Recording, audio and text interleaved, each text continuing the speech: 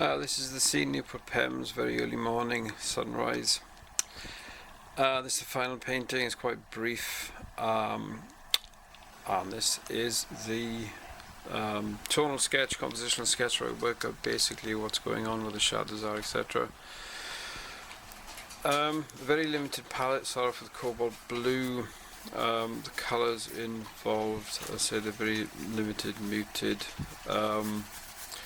Basically I think it's cobalt blue, yellow ochre, burnt sienna. There is a touch of cadmium red in it, and a lot of neutral tint. I think that's it. Okay, there's the cobalt blue sky put on, and now I'm just adding a bit of neutral tint to knock the colour back a bit. I don't think I've done this that successfully really, because it just looks like clouds in the sky. I should have added it in the first wash. There we go. Okay, so I'm trying to get as much done in this first wash as possible, so that it retains a freshness. So we've probably got a bit of, what have we got there? Cobalt blue and a bit of neutral tint, same as the sky colour basically, because the distance is basically the same as the sky colour. Right, I'm adding some burnt sienna on that wall. I'm adding warm colours like burnt sienna in the shadows to try and give the shadows a bit of luminosity. This is probably speeded up about 4 or 5 times what it is normally.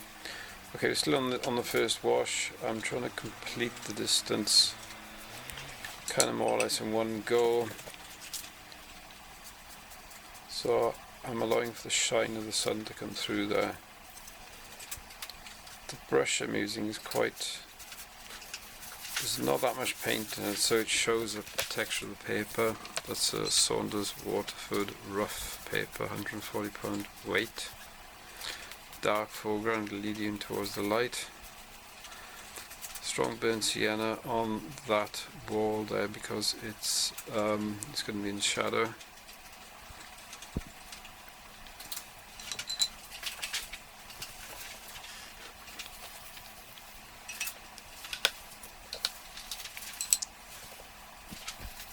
So this is all still the first wash, so you see a lot's been done in the first wash. Well, I'm hesitating because I'm going to paint over a shadow and haven't painted it in red yet, so I'm using a shadow. Undercoat of the shadow is cadmium red, I think there.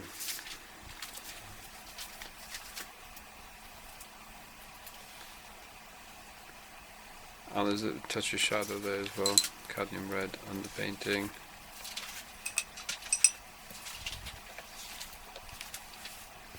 So the building on the right is a yellow ochre. Try to get it done in as few strokes as possible. And then the wall underneath, that's basically just 2 strokes.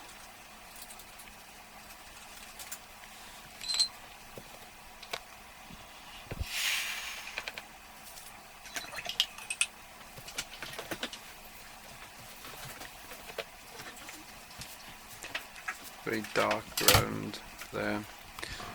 I think the darker you can make the rest of the painting, the lighter the light bits are going to seem, really, within reason. Okay, this is a grey building, so I kind of more or less paint up to the shadow.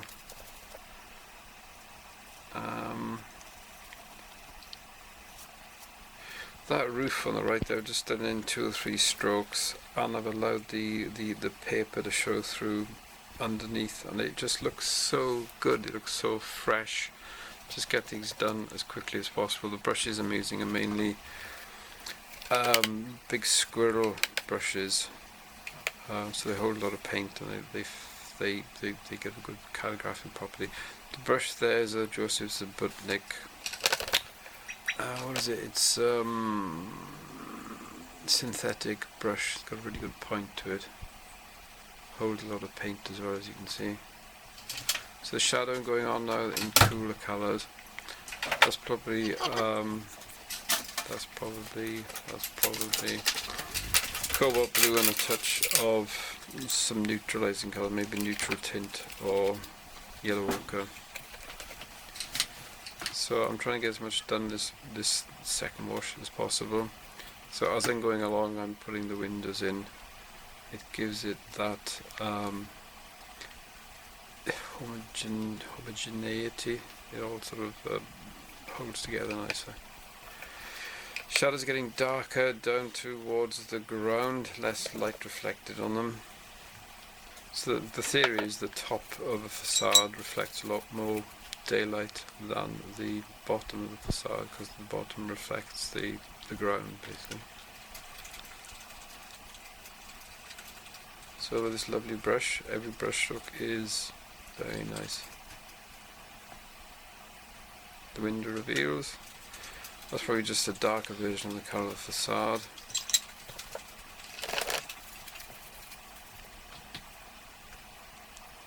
Yeah, the window reflections are put in cobalt blue, maybe the mixture of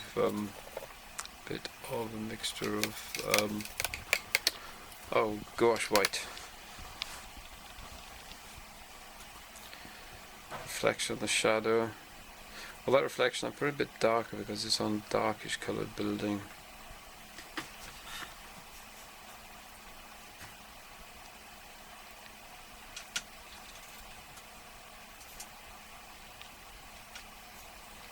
Architectural detail.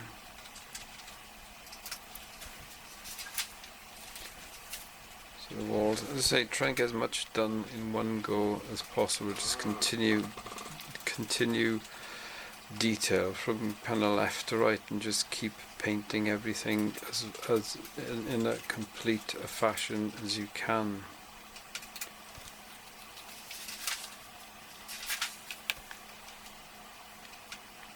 There you go, the darks are going in now. Even that wash is still slightly wet. It merges in quite nice. You can put the darks in, but you've got this really thick paint, so it doesn't splurge, it doesn't bleed too much. So that shadow up there, probably add a bit of gouache white into it. It just gives a nice smoky kind of feeling to it. And then we're saying that that roof is much darker than that wall, that gable end, so the shadow is much darker.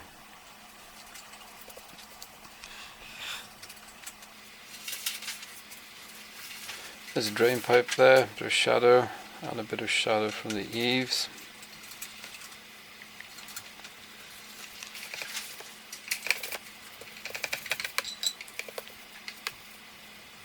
So this wall has actually got dark bits on it. Try and let the dry brush do most of the work. There's a garden gate.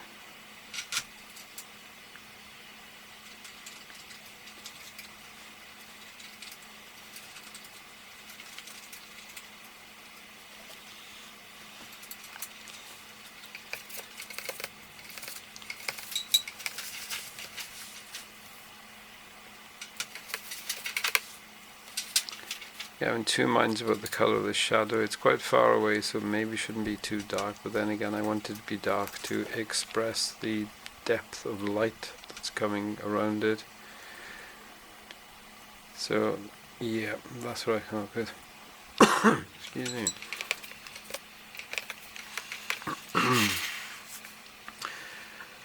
Major shadow in the foreground. Yeah, that big shadow is right in the middle of the picture. It still works though.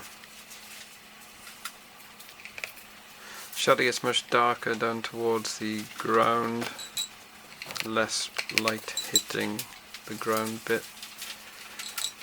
So that shadow is probably burnt sienna mixed with burnt umber, so it gives a nice cool brown. It's a brown that's quite muted. So putting as much in this wash as possible.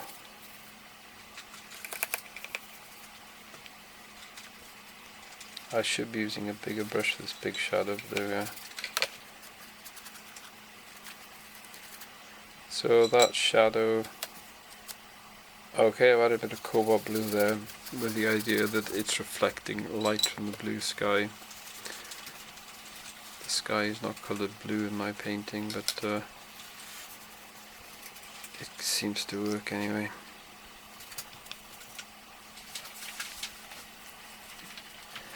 This is just very thick paint going on here, just catching it before it dries with a soft edge to it. And just give the bare necessity, that's all you need. If you do any more than that, you just kill it off.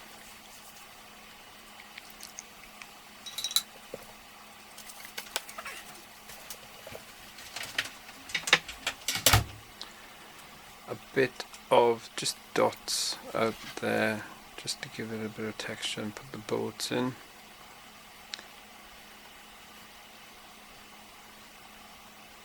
My wife says it's very important to put the boats in.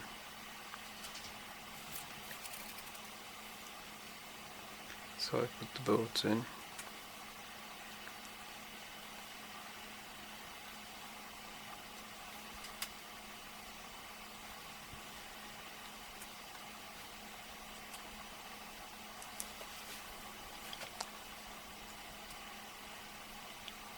Masts. This is a joyful brush. Yes, a joyful brush to use because it's got such a fine point to it.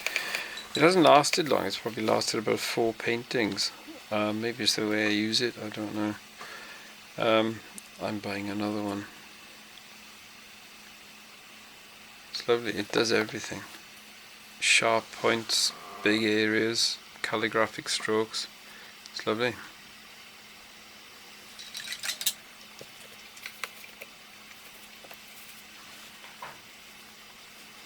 Okay, there's that wall on the left could be a problem because it's just a lump. Anyway, I'm going to try and connect it, I think, to the rest of the painting.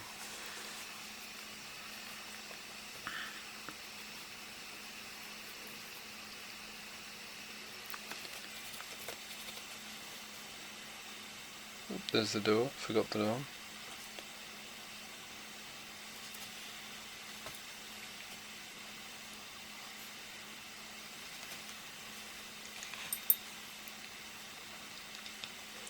Mullions, yeah.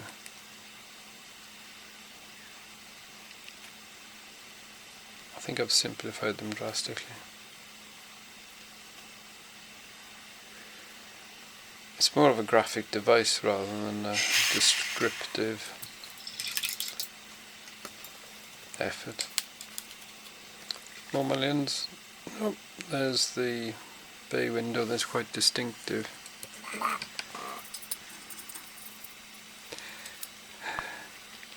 I sound like Marge Simpson. Distant house.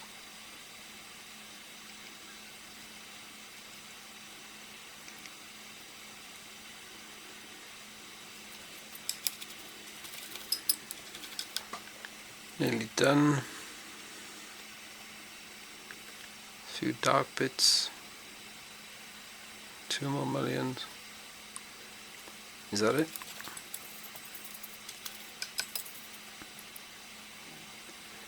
Okay, the darks under the heads of the windows, and that's more or less it probably. Yep, all done. All done.